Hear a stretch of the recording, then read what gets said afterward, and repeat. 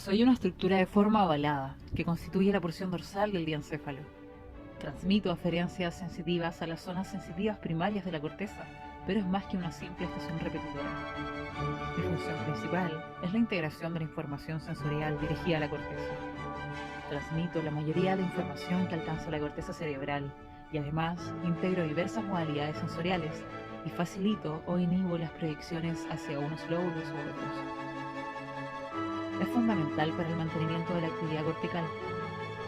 También me encargo de transmitir información desde el cerebelo y el cuerpo estriado hasta la corteza cerebral.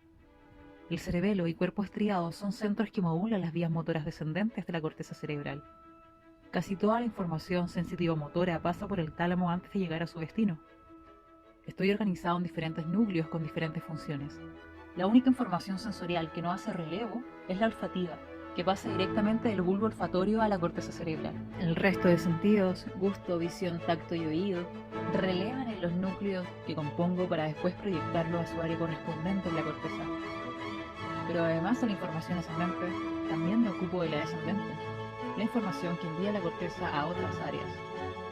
A pesar de que mi función principal sea la de regular las proyecciones sensitivo-motoras, también me veo involucrado en el funcionamiento de algunas funciones superiores, como la memoria o el lenguaje.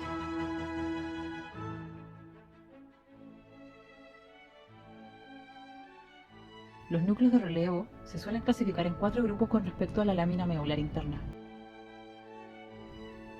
anterior, medial, ventral y posterior.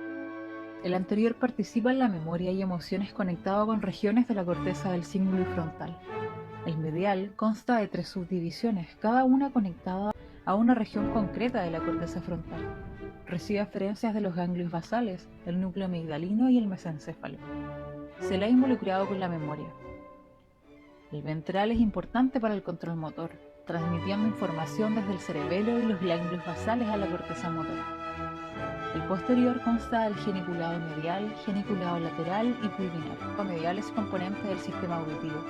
Transmite información auditiva organizada tonotópicamente hacia el lóbulo temporal.